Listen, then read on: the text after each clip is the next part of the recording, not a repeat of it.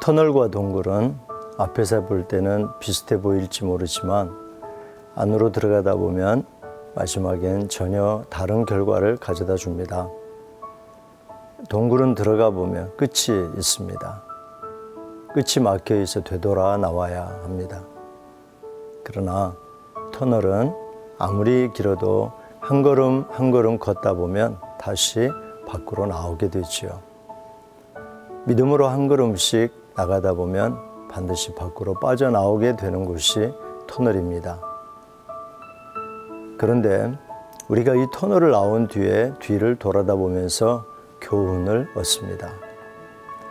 어둡고 힘든 터널을 통과하는 동안 걸어서 넘기 어려운 험한 산맥을 넘을 수 있었다는 것입니다.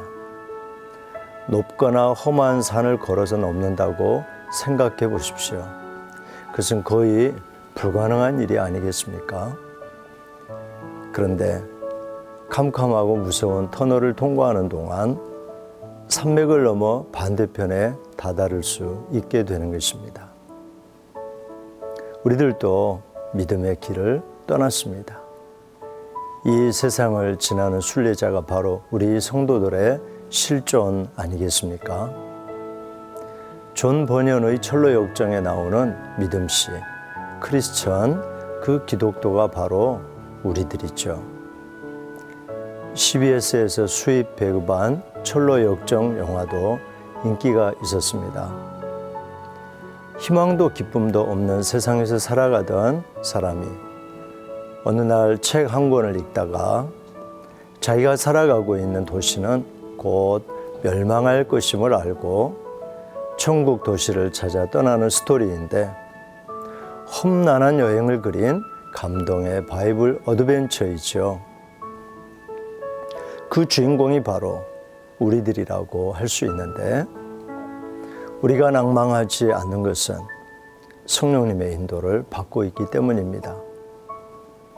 지금은 어렵고 캄캄한 길이 아무리 길어 보여도 한 걸음씩 가다 보면 환하고 아름다운 밖이 나올 것입니다.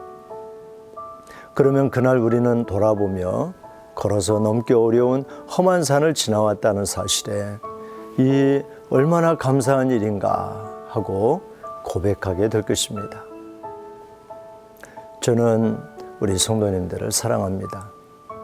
제가 직접 복음으로 해산하고 양육한 여러분들이기 때문이죠.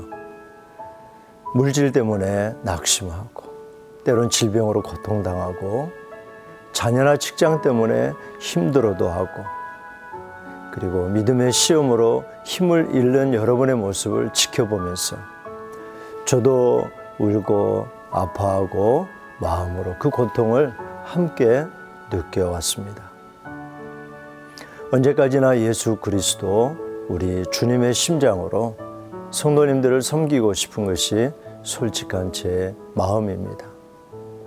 지금까지는 부끄럽지 않게 그런 목회를 해왔습니다.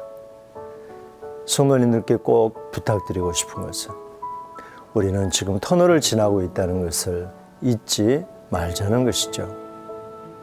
믿음으로 나가다 보면 반드시 환하게 빛나는 주님의 땅이 나올 것이기 때문입니다. 가고 있는 그 길이 아무리 멀고 험난할지라도